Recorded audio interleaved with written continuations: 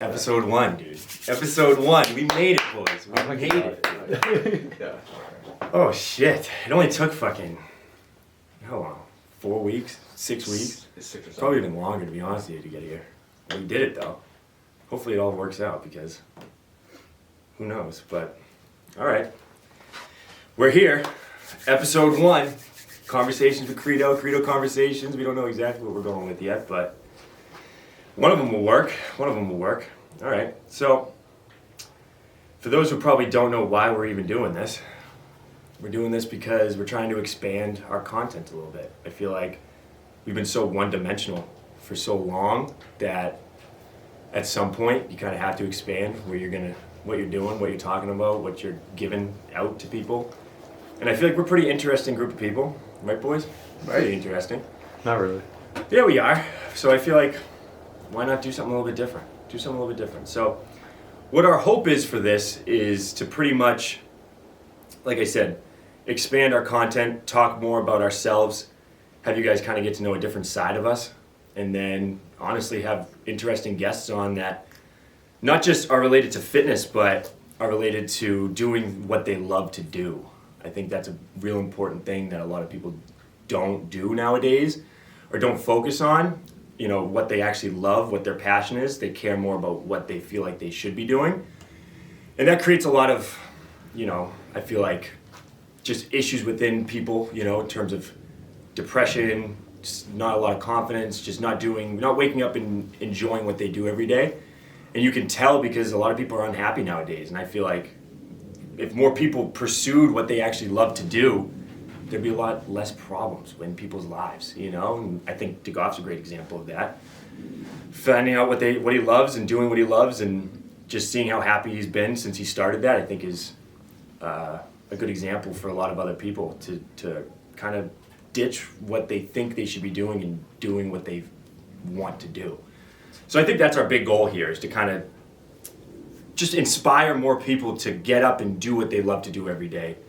Find what their passion is. Doesn't matter if it's fitness, music, barber, whatever the hell it is, that you do what you want to do and enjoy what you do. Because I don't know about anyone else, but I'd rather make a lot less money per year doing what I love to do than be miserable waking up every day and, you know, not doing what you love to do. So that's kind of the goal here. Or that's what we're trying to kind of aim towards. But I feel like for the first episode, we should be talking about how Credo even got started.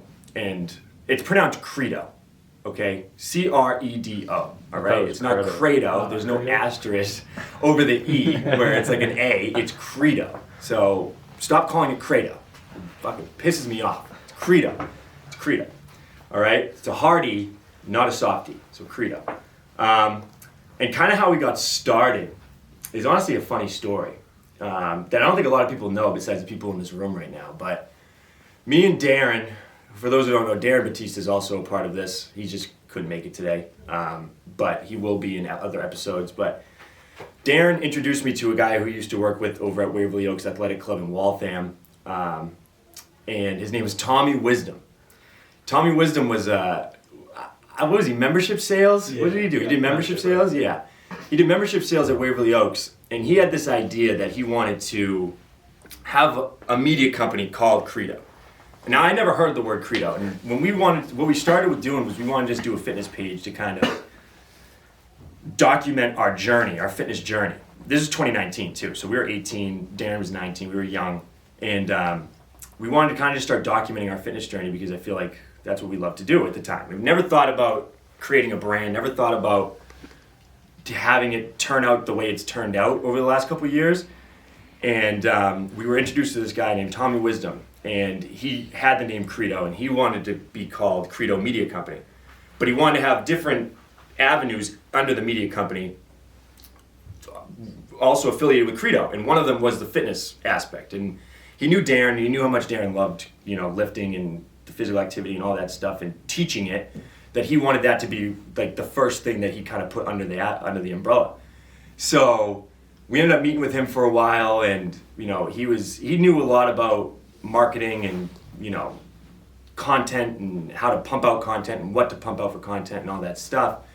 But one day, I don't even know when it was probably like 6 months into actually us like talking about our plans, he just got up and moved away. I don't even know where he moved to, but he moved in with his girlfriend. He moved into the mobile van. He did. I moved into a mobile van. Yeah. In I think New Hampshire or Maine or somewhere, and ended up just dropping Credo. And me and Dan had already kind of created a good foundation on Instagram of what we kind of wanted, and we were like, we're not gonna get rid of the name. So Tommy, if you're watching this, we're sorry, but the name was too good to let go. And so we ended up just kind of keeping it and kind of rolling with it, and we ended up creating the logo. I actually ended up creating the logo on Google Docs. I just took an outline of just the tiger face and just kind of threw I think it was like a Arial font or some font that we used, and I just threw Credo on top of it. And it stuck because people loved it. And then from there is kind of how everything else kind of started to go. But Tommy Wisdom is a big part of why we even got the name in the first place. And I feel like we need to give him his flowers before anything else happens, because if it wasn't for him, we wouldn't have the name. I think before I wanted to call it Beyond Infinity. I think that's what I wanted to call it before. I swear to God, I think it was Beyond Infinity or Beyond something, because I loved Beyond, because I don't know where I even came up with the name in the first place, but I wanted to just do something. Beyond? Yeah, like Infinity and Beyond, but I wanted to kind of switch it around and make it our own thing. So I don't even know where it came about, but Beyond Infinity was what I wanted to call it at first. And then Credo came about, and what Credo means is the actions and the beliefs and morals that guide your daily actions. And when you think about it, it's like, that is what everybody's missing, right? It's like, your credo is what drives you to do what you do, like, I always gave this example, especially in middle school. When I was doing the health fair last year, I was talking to these kids, and they were asking me, what credo means, what does it mean? And I was telling them, like, think of it like this, like, somebody might have diabetes running in their family, right? So you lift to prevent diabetes. As much as it's just crazy or whatever, as terrible as it sounds, diabetes is your why.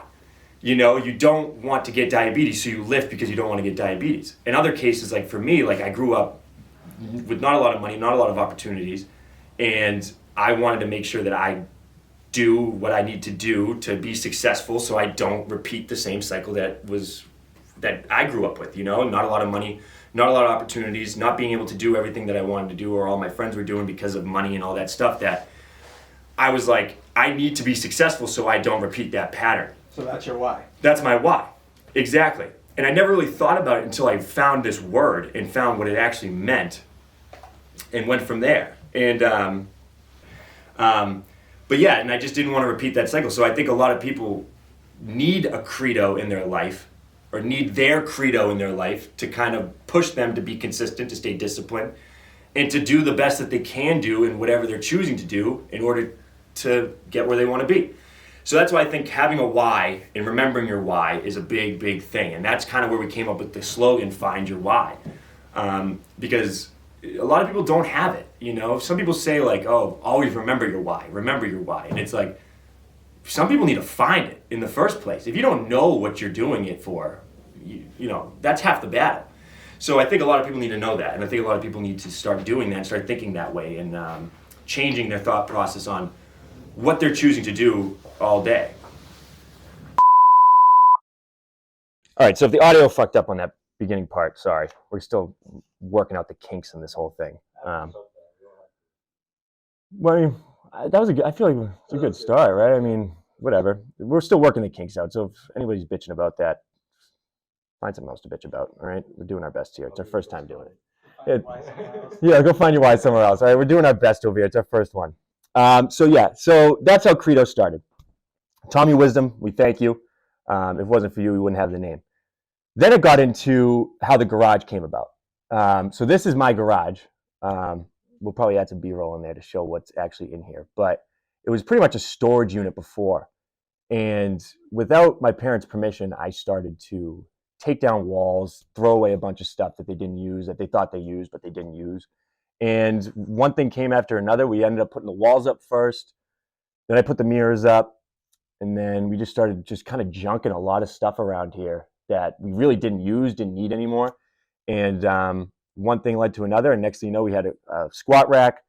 Then I had, I still had dumbbells and plates from my father when he was lifting back in like the 70s or 80s. These are all cast iron plates, cast iron dumbbells, like stuff that you really don't find anymore. Which is the only reason why I haven't gotten rid of any of this stuff yet, is because it's like probably worth a lot of money now because nobody has cast iron. It's all rubber plated or bumper plates or anything like that. So I had all that. Then, generously from a lot of people was given certain things, like Chen behind the camera, who gave me a squat rack. Someone gave me a bench. I bought this machine behind me. Just one thing after another kind of built this to where it is now. So people ask me all the time, like, oh, how much did you spend to make this garage into a gym? And it's like, I can't even put a number on it because so many people helped me put stuff together in here that, like, it wasn't just one flat rate that I bought everything at. It's just one thing after another kind of brought it to where it is now. So I can't even give you a number. And people are like, oh, well, like, how much do you need in order to make a home gym? It's like, you need a squat rack, a bar, and a couple plates, and you can do everything that you need to do, really, to start off as. It's like, obviously, there's more that you can buy, like bands and accessory stuff, like sliders, kettlebells, med balls, yoga balls, just all that stuff. But if you have a bar, a squat rack, and some plates, not even that many plates, you can have a 25 on each side, and you can get a full-blown workout in, like, lots of reps, you know what I mean? It's so, you don't even need, you need a freaking yoga mat, and you can get a bunch of shit done, So, like, you really don't need a lot. But in terms of what I needed in order to get this to where it is, it's taken just step by step. And it's, we started in 2019, it's 2022, and it's still not done. I feel like there's still more to add. And, when we actually do get to an actual facility or open up an actual place, it's going to be a whole different set of things and equipment and all that stuff. Because this really isn't high-end stuff at all. All of this is, I didn't spend more. Yeah, I think I spent, what, $200 the most on a piece of equipment. I think that was for that one, that piece of equipment right there. That squat rack was like $120. You can find a lot of stuff for cheap. But I also bought all this before COVID. So, like, that COVID changed a lot of stuff. But that's where it is now. And, oh, shout out to Trevor Maniac, too. Because he was the one who got me the turf. He works for a turf company in the summer. And he hooked it up big time with the turf in here. So I want to give him his flowers, because if it wasn't for him, I wouldn't have turf or even any flooring in here, because before it was all rugs. You guys remember when we were lifting in here before, they were like 20, 30-year-old rugs that were just disgusting, that we would be lying down on doing like crunches. It was just gross. It was gross. So shout out Trevor, because he's the man for that. But yeah, so that's how the garage came about. In terms of training, right? We made this garage for our own selfish use, right? I didn't make this garage to run a business out of. I didn't run this garage to train people out of. I started this because I wanted a place to live. I hated paying for a gym membership. There's nothing worse than going to a gym that you don't like going to, but knowing you're paying to go there. And it's like, why am I doing that? It's like, I have equipment, I have stuff I can use. Why don't we just take advantage of the space that I have in here and go from there? So that's how it started. And then we started making content, probably like what, the first, yeah, no, it was before COVID. We started making content before COVID. Really started picking it back up during COVID because we had a lot more free time. But it really started with just like taking motivational videos out here, just of us just lifting, cool music in the background, and people loved it. And I think that's kind of how we solidified ourselves or differentiated ourselves from other people or other fitness pages or whatever it is, whatever you want to call them, because we took a different route. And that really, the inspiration for those were from the Lost Breed. And I don't know if you guys know who the Lost Breed is. Do you know that company? So Josh Levitan and Ant Longo, or I don't know how you say his last name, but they're based out of Connecticut, or they were out of Connecticut. And they were the first people that I watched where I saw content that actually, to me, was entertaining in the fitness industry. A lot of the fitness industry content before was, how do you do a proper push-up? How do you do a proper this? How do you do this? All form-based, instructional, educational videos.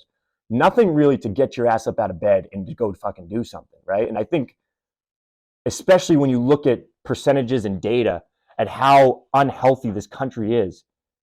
Why teach somebody how to do a proper goddamn push-up or pull-up when they're not even getting out of bed to do it in the first place? So it's like, if you can get people to get up and start moving, that's more than the battle. That's more than half the battle right there. So that's really what inspired that.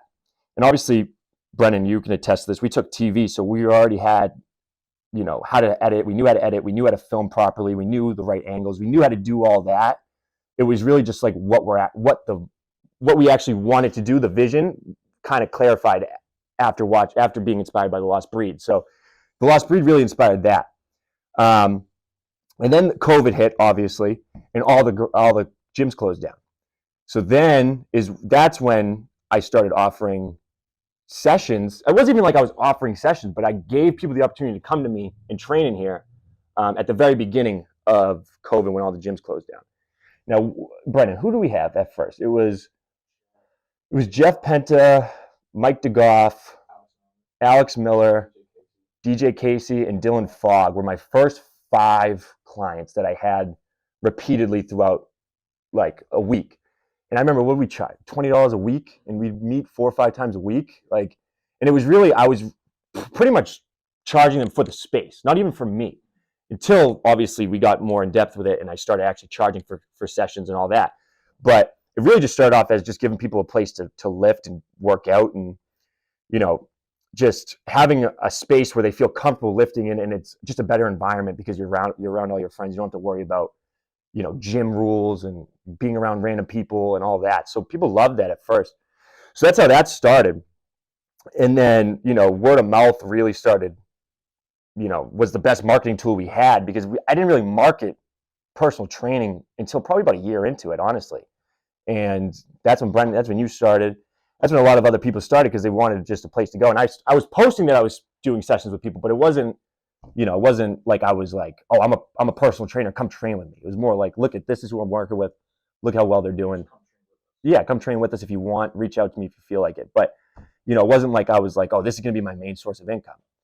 And then just, week after week, 1 or 2 more people per week just kind of coming in here and trying me out. And word of mouth, like I said, spread. And then we started making content with the clients where we would, do kind of like the same motivational videos, but not of just me and Darren, or not just us in here. It was more like the people who I was working with, and people saw that.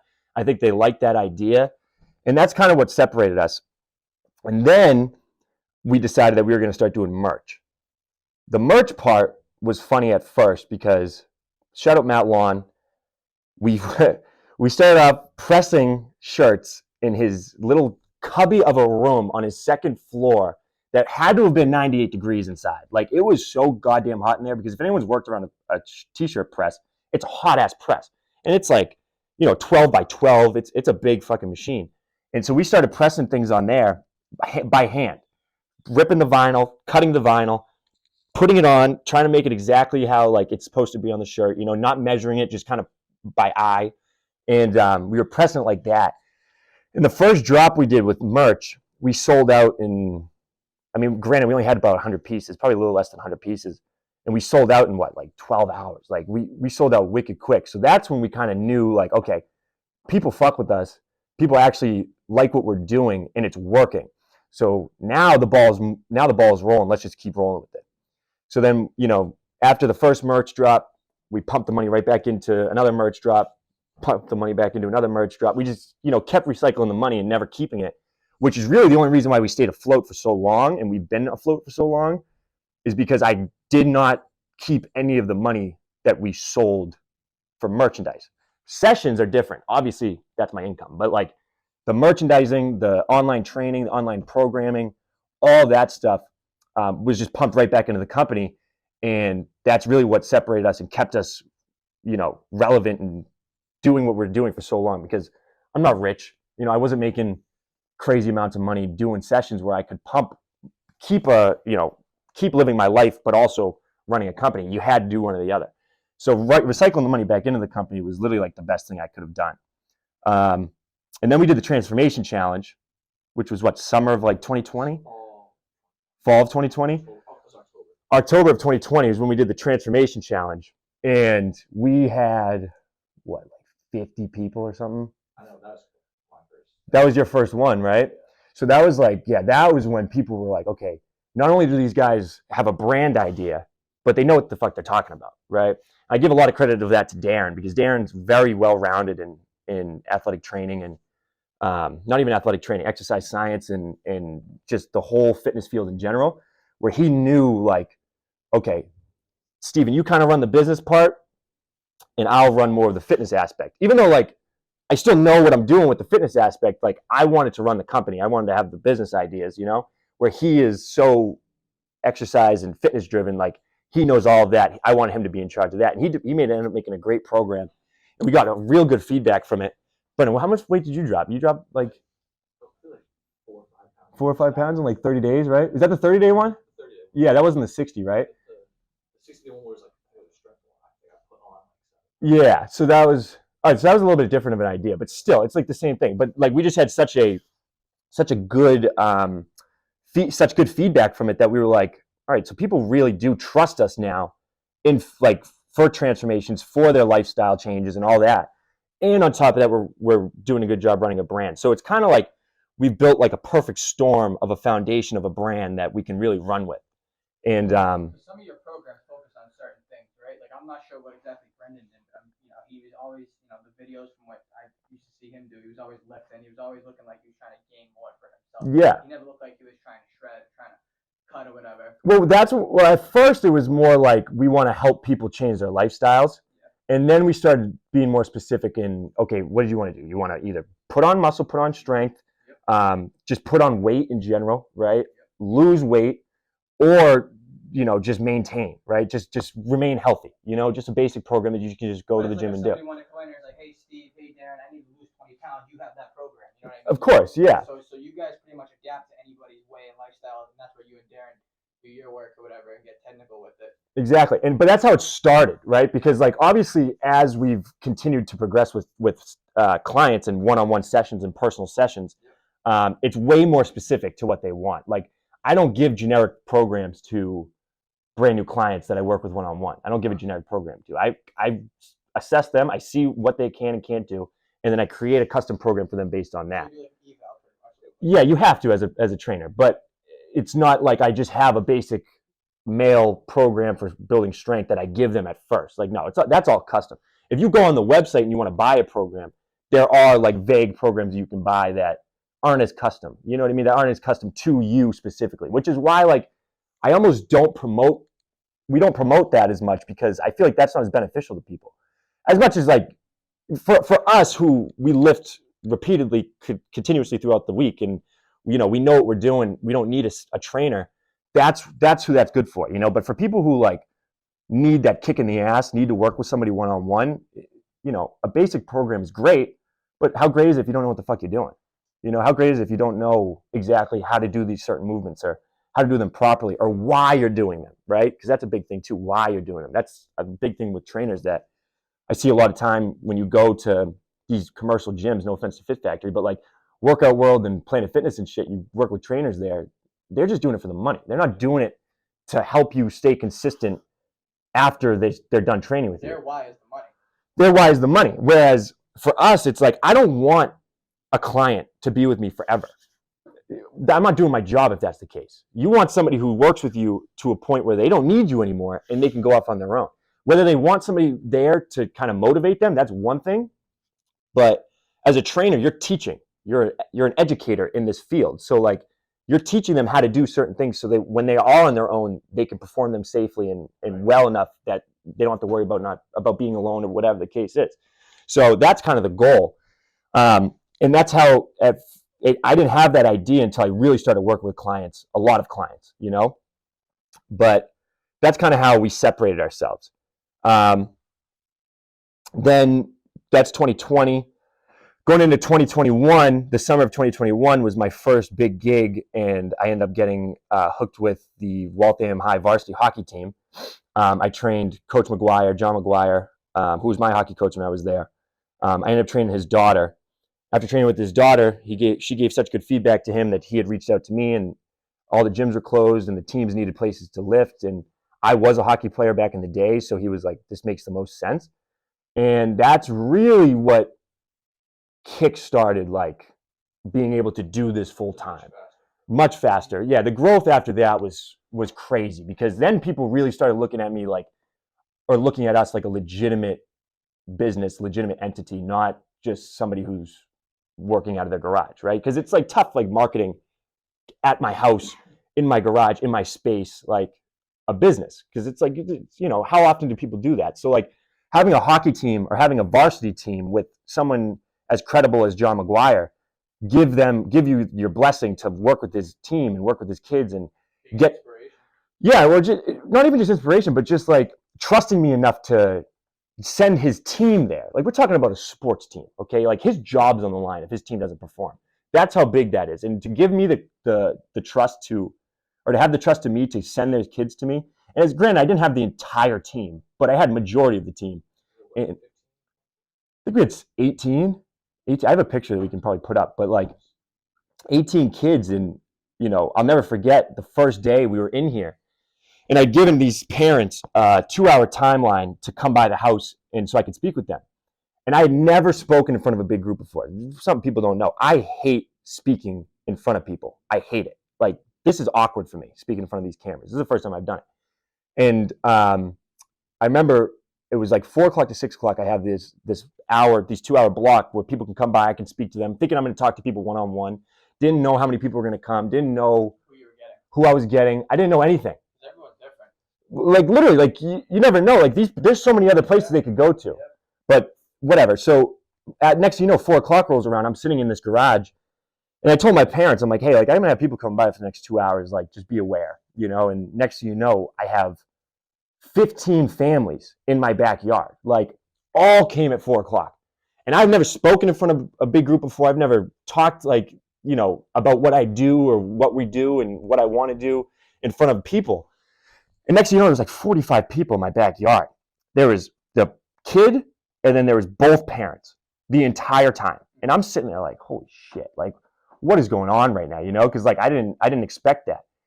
And I ended up doing a pretty damn good job, because I don't know why. Yeah, right. Yeah, everyone ended up coming and training with me who was there, and ended up getting great feedback throughout the year, except for one group that we don't need to talk about on camera. But that one group, we all know that one group. I'm not going to talk about it on camera, but we know who we're talking about. Great feedback from everybody but that one group. And that's really what fucking skyrocketed us to like the next level, because that's when people started looking at us like really like, okay, this is a real business with kids who really give a shit. Not even that, they saw your potential. And they saw, yeah, because they knew that I'm not doing this for money. We do this for Pat because we love what we do. We love what we do. And that's also what a lot of people, I feel like, see that you have too. You know what I mean? drive. Your drive and passion. Yeah. You know what I mean? Your technique with it. Yeah. And we have a goal in mind of what we want to do and how we want to get there. So that's kind of how, you know, what really solidified us in this community, at least. And then obviously we got the websites. The website came about like last January or something like that. I think it wasn't too long ago. And then that's when we were able to sell all the merch online, personal training online. Darren runs the online client programming, which has been wicked successful. He's had great feedback with that, which people don't know. You can go online and you can inquire about online training with Darren. It's through the website. Probably put a link somewhere for it. But that's another thing too that's opened up a lot of doors for us, because not a lot of people can come to us. You know, not a lot of people can work with us one-on-one. So being able to work with somebody online with them, I think the app that he uses is called True Coach, which is a wicked user-friendly app where he can communicate with you right through there. All the programs are communicated right through there. Everything can be changed right through there. He can track your progress. It's really it's perfect for online training. And he's done a real good job at running that. And that's opened up a whole nother door for us as well. And where we want to go with it, and this is something that like we've spent a lot of time talking about, and we've just kind of recently started to put into action, was like, our goal is to get a facility. Like, our goal is to open up a place, open up a shop, that we don't have to run out of our goddamn out of my garage. Like, we want to have a place that people can come to that's a legitimate business, where we don't have to worry about anybody second guessing what we're capable of doing or what we want to do. And so that's obviously our main goal. But, you know, in order to do that, in order to continuously like grow, you need to change avenues of how people see you and how people perceive you. And I think doing this and having people get to know us a little bit differently than just what we want them to see, but more so in a more natural way, like the way I, conversing with different guests and conversing like this through the camera, and people can kind of get to know us a little bit more. I feel like that creates a whole different avenue that we can go, that'll help us grow even more. And that's the reason why we want to do this now and talk to, people and have interesting guests on here. And, because, Darren has a lot of connections. You guys have a lot of connections. I have a lot of connections where we can talk to some interesting ass people that will show people, what doesn't give a shit. We don't give a shit what you want to do, but just find what you love and go with it.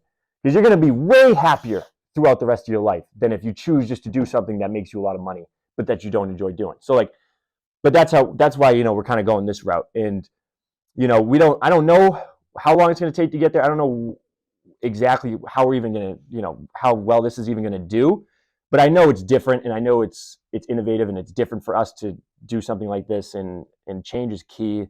And, hopefully the more we talk on here, the more people we have on here, when Darren comes on here and he talks and you guys get to know us a little bit more, that it'll just keep allowing us to grow and continue to do what we love. And, have our ultimate goal of just having the healthiest city in the country, and just having people start doing what they love to do, because it's this country's missing that. And I feel like, it needs more people to preach that, going forward. Credo in 5 years? In 5 years, where do I see Credo? I see Credo as not just a fitness company, but as, I think I want it as a lifestyle brand. Yeah. With fitness involved with it. But we got such good people behind the cameras here that it could be a media company for all we care. You know what I mean? There's so many different avenues you can go with it. And this is something recently that I really think I've talked to you guys briefly about it, but there's mad opportunities for you guys to get out there and to make money doing what we're doing here. Just not even just with Credo, but with different entities too, and different companies and different things. And even if it's all under Credo umbrella, shout out Tommy Wisdom, because this is kind of his goal the whole time, was to have everything be kind of under this umbrella, but so many different avenues that you can go. And media being one of them, because me and Brendan, we took a lot of, you went to school for communications. We took 4 years of TV broadcasting in high school. We know what we're doing. You know what you're doing, and you enjoy doing it. So why not make fucking money doing it? Chen, you're a great photographer. You know how to work a camera. You know angles. You know how to do all that shit. You're just getting into videography now. Make fucking money doing it, And it's why not just keep promoting the brand that we love, but just more tailored to what you guys love to do as well. And instead of just creating a fitness brand, create a lifestyle brand, have it be around everything. And I think that's where I see it going in 5 years is not just it being fitness, but having it be a lifestyle brand, and have it, just kind of an entire, just a bunch of different roads you can go down, but it all leads back to Credo. That's where I see it going in 5 years. Whether it takes 5 years or not, I don't know, but I think with the people that we have in the group that we've assembled over the last 4 years doing it, it's a great group of people that give a fuck. And I think if you don't surround yourself with people that actually give a shit, you're not gonna have anything. If I was the only one who cared about this, we wouldn't have this right here. We wouldn't have 2 cameras filming. We wouldn't have a group of people behind there that I can talk to, whatever. It's you need to have a goal and an idea that everybody's on board with, that everybody gives a shit about, in order for it to actually be successful. And I think we've created that. I think we've created that very well over the last 4 years, slowly. But as we kind of get more serious about it, it's just going to continuously go like this instead of this, it kind of has been, That's also on me, because I've had a lot of shit going on. But regardless. But yeah, so just kind of to wrap up, because I feel like a lot of people don't understand how many people actually went into this entire thing, just because you might only see me a lot more of the time, or Brennan, or Darren, or whatever, or Chen. It's a lot of other people as well.